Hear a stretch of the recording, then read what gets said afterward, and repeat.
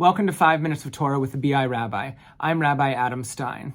You know, we're in the midst of this wonderful series of parashot of Torah portions the past few weeks and coming up. And this week, right now, Parashat Beshalach, the crossing of the Red Sea or the Sea of Reeds, and the song of the sea that we sang after it.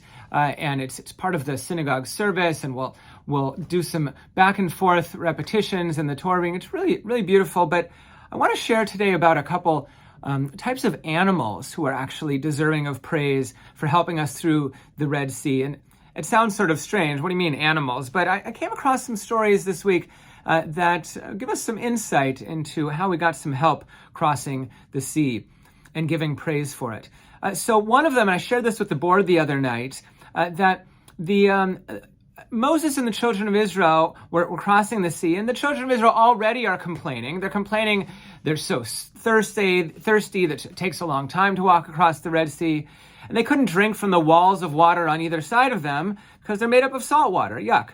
But then a fish from the wall of water told Moses that he and his family heard the complaints of the people. They could, through their gills, they could remove the salt water by forcing the water out of their mouths and removing the salt water, and it would become like a freshwater fountain for the Israelites to drink from as they walked by, instead of salt water. Oh, that's great. So Moses said, thank you. But before the fish and his family began to help, they said to Moses, we have a demand. We and our descendants want to be always present at the Seder meal that would be established to commemorate the Exodus, because we took part in the story. So Moses agreed to this, and he gave them their name, which remains how they are known to this very day, because he said to them, when you're helping us out with this water, go filter, fish, or with a maybe different accent, go filter, fish. So I hope you like that bit of humor to start our weekend and our Shabbat. It was a little humorous way to start the board meeting also. And a little bit more serious one about a different animal is it turns out there's a tradition that just like we sing the Song of the Sea tomorrow morning in our services, after the Song of the Sea, giving praise after crossing the sea, there's this tradition that some people have to feed birds just prior to Shabbat Shirah. That would be this week. Because the birds also offered praise to God for the miracle of the crossing of the Sea of Reeds. So the chirp of song is a special talent of birds. We acknowledge this gift by giving them food. Fascinating little story. Now, the first one about the fish was a joke, but this one about the birds probably comes from our midrashic interpretation tradition from the rabbis and the sages over the centuries. And there's so many midrashim, stories and extrapolations, interpretations. Many of them come up in the Talmud. There are other books called midrash, but a lot of midrashim are right in the Talmud, in the narrative explanatory sections of the Talmud. And one of the scholars we have coming up soon will be talking about that. Alana Kirshen is speaking for our shul as a part of the BI Scholars series. She's speaking and teaching on March 9th. We have Dr. Henry Abramson in February, starting us off on February 16th.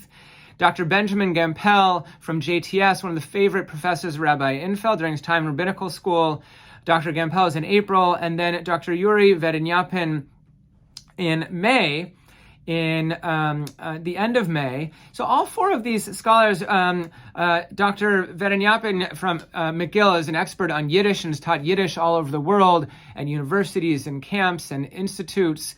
And Dr. Gampel in history, he'll be teaching about Sephardic history after the expulsion. So great scholars. There's a program, BI Scholars, supported generously by Harley Rothstein and Eleanor Boyle Rothstein.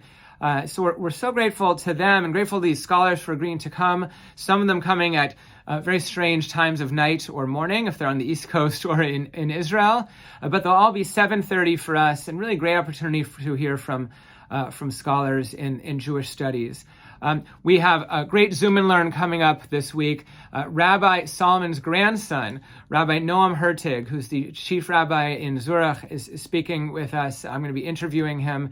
And of course, all of our Purim stuff coming up. You're going to be getting more and more details about all of that. You can look at our website and register for Purim and register for the BI Scholars series. And we hope you come to all of these things, or as many as you can. Looking forward to seeing you there.